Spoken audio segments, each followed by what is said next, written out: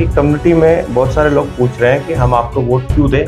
आज तक इतने सालों में आपको कभी देखा नहीं। जो आपने पीएम पैकेज एम्प्लॉइज के लिए प्रॉपर अकोमोडेशन की बात की है, लेकिन ऑलरेडी उनकी अकोमोडेशन तो कंप्लीट हो रही है, वो तो बन रहे हैं। अब कुछ ही एम्प्लॉइज हैं जिनकी अकोमोडेशन नहीं है, वो भी पूरी हो रही है।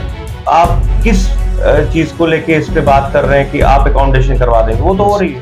नमस्कार, आप देख रहे हैं द राइट न्यूज और मैं हूं Rohit Bhatt. The right conversation में हमारे साथ बातचीत करने के लिए दिलीप कुमार पंडिता जी हैं, जो कि अनंतनाग राजौरी कॉन्स्टिट्यूंसी से इंडिपेंडेंट कैंडिडेट के तौर पे इलेक्शन लड़ रहे हैं, पार्लियामेंट्री इलेक्शन लड़ रहे हैं।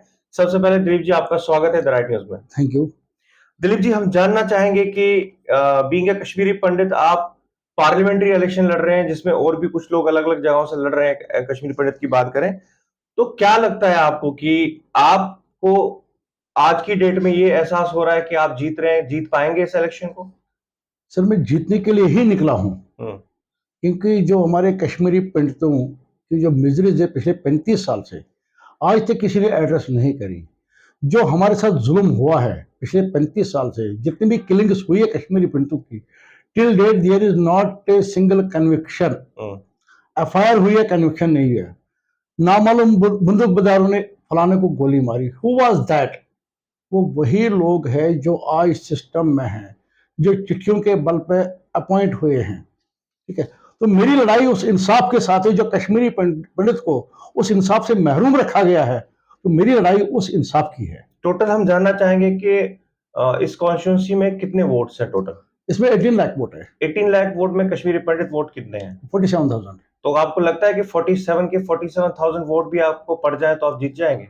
आज की डेट में कश्मीरी पंडित के पास कोई ऑप्शन नहीं है, क्योंकि बीइंग ए कश्मीरी पंडित, मैं कश्मीरी पंडितों के स्ट्रगल के लिए निकला हूं। मुझे उम्मीद है कि आज की डेट में जितने भी कश्मीरी पंडित है वो अपनी एक यूनिटी आज दिखाएंगे, अपनी सॉलिडरिटी दिखाएंगे कि नहीं जी, हमारा भी कोई बंदा है, हमारे भी कोई रिप्रेजेंटेटिव है जो आगे बात करेगा जी। नंबर 1। नंबर 2, रही बात कश्मीर की, तो मैं भी ग्राउंड से आया हूँ, वहाँ से कश्मीर से जो रिमोट एरियाज है, जो हमारे मतलब रूरल एरियाज है, वहाँ से जो मैंने मिजरीज देखी है लोगों की। पावर हाउस है 1 गीगा मतलब 5-5 मेगावाट के 2 पावर हाउस है, लेकिन जस्ट 1 किलोमीटर दूर गांव है, उस गांव में पावर नहीं है।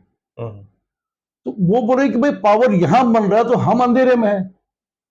तो जो मिजरीज वहां यूथों की है, जो वहां मिजरीज मतलब आम लोगों की है, उनको कोई एड्रेस नहीं कर रहा है जी। ये जो इवेंट मैनेजमेंट है कि कश्मीर बदल रहा है, कश्मीर बदल रहा है, उसमें कोई शक नहीं है, लेकिन कश्मीरी का दिल नहीं बदला है अभी तक। जो कश्मीरी का दिल, जो उनके दिल में टीज है कि जो उनके साथ जुल्म हुए हैं आज तक कश्मीरी के साथ में, तो वो जुल्म की लड़ाई के लिए मैं निकला हूं। आप कश्मीर की बात कर रहे हैं, दैट मीन जो कश्मीर में कश्मीरी मुस्लिम्स हैं उनकी बात कर रहे हैं, उनके साथ जुल्म हुआ है, आप ये बोल रहे हैं? यस। आप मुझे बताइए, मतलब जो मिलिटेंट था, मिलिटेंट ने किसको मारा है? कश्मीरी को मारा है। उस कश्मीरी का कसूर क्या था जिसको मिलिटेंट ने मारा? उस मिलिटेंट ने क्यों मारा? वो मिलिटेंट क्यों बना? वो मिलिटेंट क्यों बना? वो कौन सी एजेंसियां थी, वो कौन से लोग थे जिन्होंने उस मिलिटेंट के हाथ में गन पकड़ा दी? मैं परसों एक जगह डूरू में था, वहां उन्होंने बोला जी ये कौन सी एजेंसियां थी? मतलब भाई, ये जो कश्मीरी पंडित एक इंटेलेक्चुअल कौम था कश्मीर में। कश्मीर में अगर किसी को भी झगड़ा होता था वो कश्मीरी पंडित के पास जाते थे। भाई उसको वो फैसला जो करेगा, वो मतलब सुप्रीम कोर्ट भी फैसला नहीं डालता था। तो इतनी इंटेलेक्चुअल कौम कश्मीरी पंडित थी। इन्होंने क्या किया, पहले हम इंटेलेक्चुअल कौम को निकालेंगे यहाँ से, क्योंकि अगर कश्मीरी पंडित कश्मीर में रहता तो वो गन कल्चर कब का खत्म हो गया होता। इन्होंने पहले कश्मीरी पंडित को ही टारगेट बना दिया। उसके बाद हुआ कि जो मतलब जो बाकी लोग थे, एक बच्चे को मतलब ये ब्रेन वॉश करना बहुत आसान है। उन्होंने क्या किया, जो टीनेजर थे उनको ब्रेन वॉश किया। कुछ लोगों ने, पूरा कश्मीर ऐसा नहीं है, कुछ लोगों ने पूरे कश्मीर की जो हमारा जो सूफी संत, जो हमारा तहजीब थी, उसमें एक उन्होंने एक बाधा डाली, एक खाई बनाई जी। हम जानना चाहेंगे कि आपकी कॉन्स्टिट्यूंसी में महबूबा मुफ्ती जी खुद लड़ रही हैं, तो आपको लगता है कि आप या कोई और उसके सामने स्टैंड कर पाएंगे, क्योंकि उनका बहुत ज्यादा होल्ड है अनंतनाग में? महबूबा मुफ्ती जी, मैं क्या कहूं उसके बारे में। अगर आज मैं कश्मीरी विस्थापित यहाँ हूं, उसका क्रेडिट जाता है मुफ्ती मोहम्मद सईद को, महबूबा जी के बाप को, नंबर 1। नंबर 2, जो महबूबा जी अपने बच्चों की नहीं हुई, जो महबूबा जी अपने ससुराल की नहीं हुई, वो कश्मीर, जम्मू कश्मीर के आवाम की कैसे होगी। अब उन्होंने कैसे, उन्होंने जो लास्ट नॉमिनेशन फॉर्म भरा था, जो लास्ट का उनका इलेक्शन था, वहां पे उसने लिखा है 2 बच्चियां, दुनिया को पता है इल्तिजा और इकरा उनकी 2 बच्चियां हैं। आज की डेट का जो उनका नॉमिनेशन फॉर्म है वहां पे लिखा है डिपेंडेंट निल। जो माँ अपने बच्चों की नहीं हुई, पॉलिटिकल माइलेज लेने के लिए अपने बच्चों की नहीं हो तो आवाम की कैसे होगी। और आवाम को उन्होंने सबसे पहले मतलब उन्हीं को नकारा है वहां पे, क्योंकि उनको जो डिवाइसिव पॉलिसी है, जो लोग मतलब वहां झेल रहे हैं आज की डेट में, उसका क्रेडिट उसी महबूबा जी को जाता है, जो ये कह रही थी कि वो क्या चॉकलेट खाने वहां जाते हैं। महबूबा जी, वो चॉकलेट कौन देता था उनको?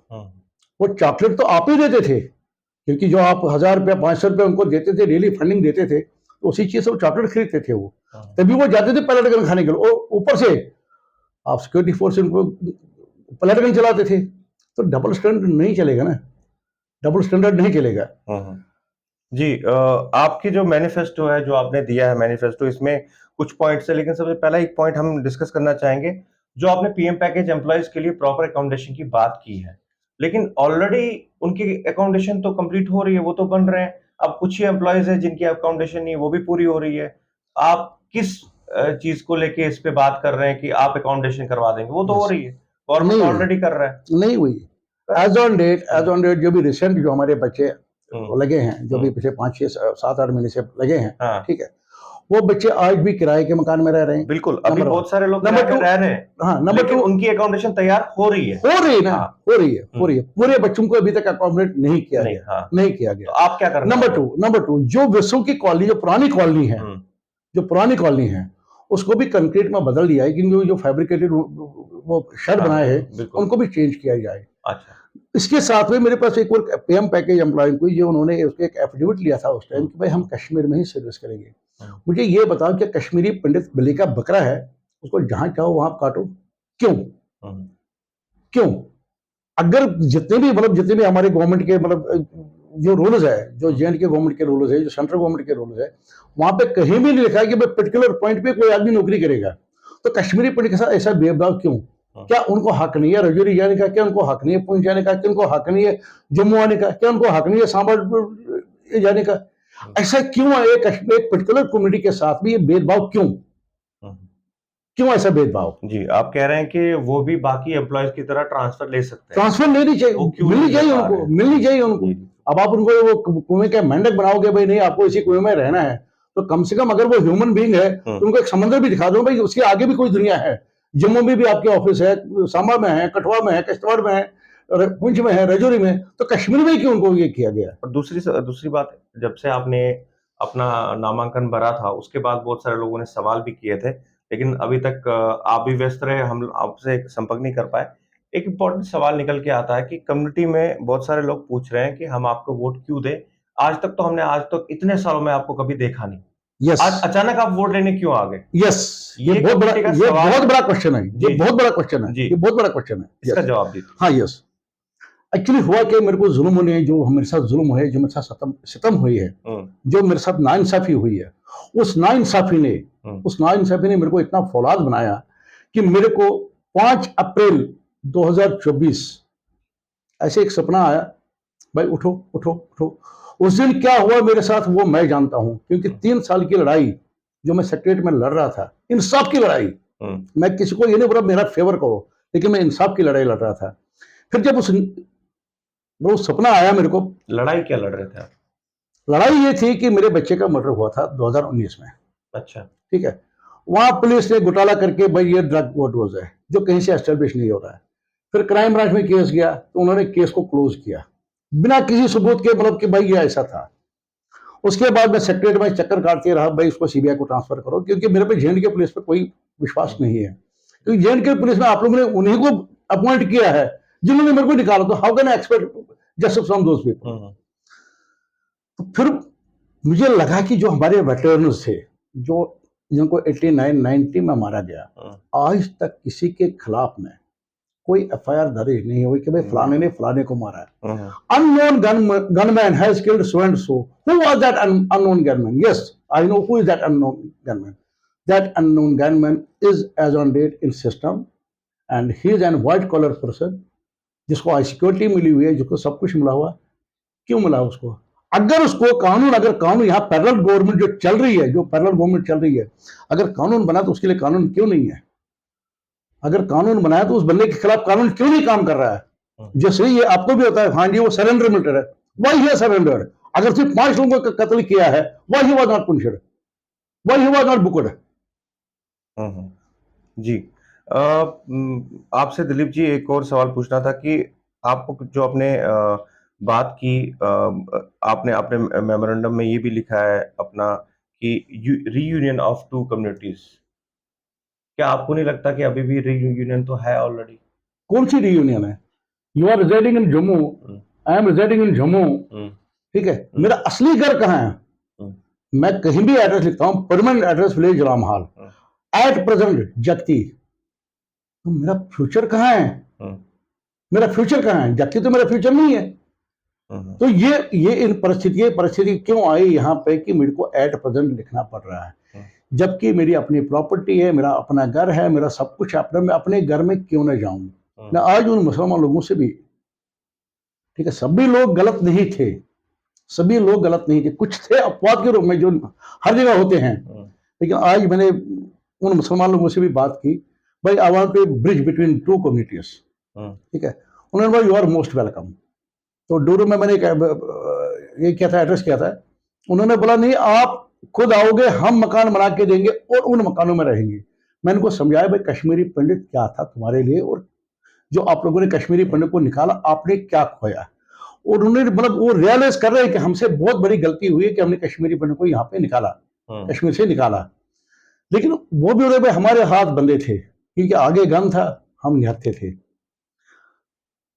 एक जो प्रोसेस है, जो मतलब दो कम्युनिटीज के बीच में एक प्रोसेस है कि रीयूनियन हो जाए, जो 89 से पहले वाला प्यार है, जो 89 से पहले वाला मोहब्बत था, वो वापस आ जाए, बिल्कुल वो वापस आ जाए। बात करेंगे विद इन कम्युनिटी की। क्या आपको लगता है कि कम्युनिटी में हम हमेशा, हमारे व्यूवर्स को भी पता होगा कि ये सवाल जरूर पूछते हैं लेकिन इसका जवाब हमेशा यही आता है कि नहीं हम हमारे में यूनिटी, क्या आपको लगता है कम्युनिटी में यूनिटी है आज की डेट में? व्हाट आई फील, आज के जो हमारे पास यूनिटी है, yes, today we are united. मुझे लगता है टुडे वी आर यूनाइटेड। मुझे लगता है कि आप भी वही पॉलिटिशियन है जैसे हमारे इस कैमरा पे जितने भी अभी तक लोग आए हैं। No no no no no, I am not a politician, no no, I am not a politician, जितने भी लोग आए हैं सभी लोगों ने ये बोला है कि हम यूनाइटेड हैं, लेकिन आप व्हाट्सएप ग्रुप चेक कीजिए, आपको लगता है किसी ग्रुप में ऐसा है कि हम लोग यूनाइटेड है? आप कोई काम करते हैं, दूसरा उंगली उठाना स्टार्ट कर देता है, क्या ये होता नहीं है? आप एक अच्छे काम के लिए निकले हैं तो आप देखिए आपके खिलाफ भी कितने लोग लिखना स्टार्ट कर देते हैं। सर देखो यूनिटी कहाँ है? सर मैं चाहता हूं इस बात के जवाब दीजिए। उसमें एक चीज बताता हूं, उसमें एक चीज बताता हूं, बताइए। उसमें मतलब थोड़ा सा सच, कड़वा सच है, कड़वा सच, थोड़ा कड़वा सच है। बताइए। हमारी कम्युनिटी में कुछ लोगों ने अपने जमीरों को बेचा है, जिन्होंने 89 बोल गए, जो 90 बोल गए, जो अपने वो टेंट बोल गए, जो अपने वो माइग्रेंट कैंप्स बोल गए, ठीक है, कुछ रुपयों के लिए, ठीक है, कुछ मतलब एक्सपेक्टेशंस के लिए उन्होंने अपने जमीर को बेचा। और आप देख रहे हैं मतलब जितने व्हाट्सएप ग्रुप चल रहे हैं आज की डेट में, कहीं ना कहीं लेग पुलिंग होती रहती है, लेकिन उन लोगों ने अपने जमीर को बेचा, उन लोगों ने अपने ईमान को बेचा है। अगर वो वाकई कश्मीरी पंडित है, अगर उसमें वो ब्राह्मण का वो खून है, वो अपनी कौम के साथ गद्दारी नहीं करेगा। लेकिन आज की जो हम देख रहे हैं, किसी को मिजरीज है, कुछ परेशानी है, किसी को कुछ महत्वाकांक्षाएं है, ठीक है, उन महत्वाकांक्षाएं वो भूल जाता है कि मैं कश्मीरी पंडित, वो अपने आप को भूल जाता है उस टाइम। वो बोलते नहीं मेरा वो 10,000 15,000 जो मेरे को मिल रहा है वही मेरा है। वो ये नहीं सोच के मेरा भाई बहन जो भी बंधुआत है, ठीक है, वो भी कश्मीरी पंडित है, लेकिन उस टाइम उसको पैसे को तरजीह दे रहा है, अपने उस जो उसका प्रेम है, जो उसका भाई बंधुत्व है, उसको महत्व नहीं दे रहा है। जी जी। हम चाहते हैं कि आखिर में आप एक अपील करें अपने हमारे देखने वाले श्रोताओं को, अपनी तरफ से क्या मैसेज रहेगा लोगों के लिए? मेरी तरफ से एक ही मैसेज है, मैं निकला हूं इंसाफ के लिए, इंसाफ की लड़ाई के लिए मैं निकला हूं। मेरे को किसी का कोई सपोर्ट नहीं है। आई am not planted by any body, any agency, any political party, before man and God.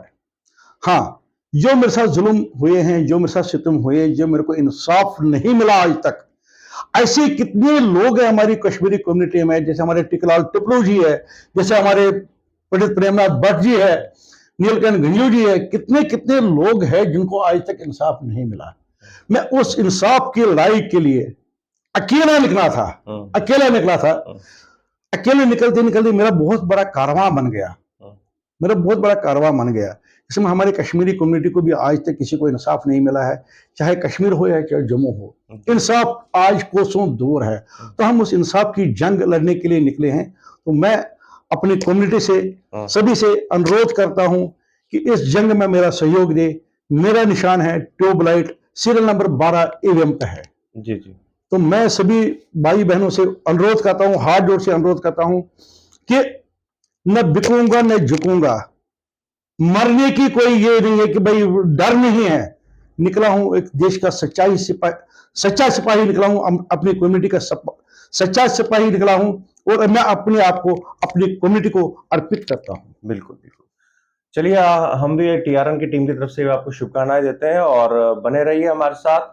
नई शख्सियत के साथ फिर से आपकी मुलाकात कराएंगे, तब तक देखते रहिए द राइट न्यूज। नमस्कार।